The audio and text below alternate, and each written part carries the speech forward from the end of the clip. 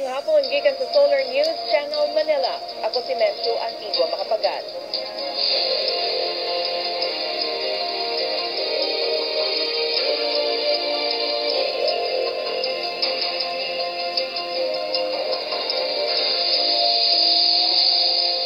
Ano yung mga balita alang sa Kabisayan ug Mindanao? Tugutan sa Davao City Government nga makabalik og tukod sa ilang mga balay ang kapin 3,000 ka pamilyang nasunugan ni adtong Biyernes. Mipasangil ang usa sa mga losing bidder sa Mactan Cebu International Airport Project nga napakyas ang DOTC pagtubag sa mga issue batok sa winning bidder. Nagsugod na sa ilang vigil ang mga reproductive health law advocates sa Baguio City dihang magsugod na ugma ang pagtuki sa Supreme Court sa RH law sa syudad. O giisip sa Dapitan City Government nga dakong tabang sa turismo ang Bikers Convention nga gipahigayon sa syudad.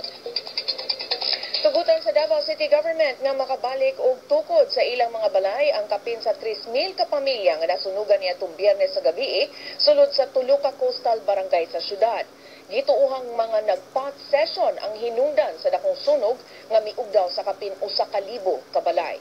Si Ben Tesorna sa update. Ben?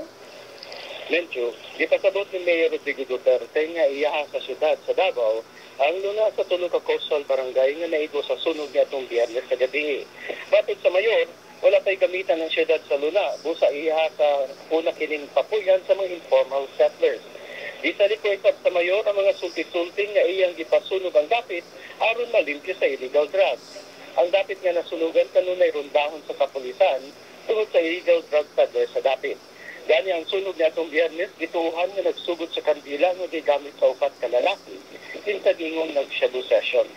Mga bata numulupyo sa dapit, nakita pa human sa sunog nga nangukay sa dapit pagpangitaw illegal drugs nga salin sa sunog. Nagsugod ang sunog sa balay sa usa ka Tisay Muhammad sa Isla Verde sa barangay 23-C. Nagkatap ang sunog ngadto sa duha ka silingang barangay sa 22-C ug 21-C. Alas 2 na sa kadlawon niadtong Sabado gideklara sa kabomberohan ang fire out. Gingong usa ka lalaki namatay sa maong sunog. Ibana-bana sa usa ka social welfare worker na dili menos sa 3,700 ka pamilya ang naapektuhan sa sunog. Gingong gihara sa mga mulupyo ang mga bombero aron lang mauna og pasirit sa tubig ang ilang mga balay. Ang uban gingong nanlabay pa og bato ngadto sa mga bombero, hinungdan nga wala mosunod sa sudlunong bahin ng mga bombero. Hinon gisabot ni Mayor Duterte ang nahimo sa mga mulupyo.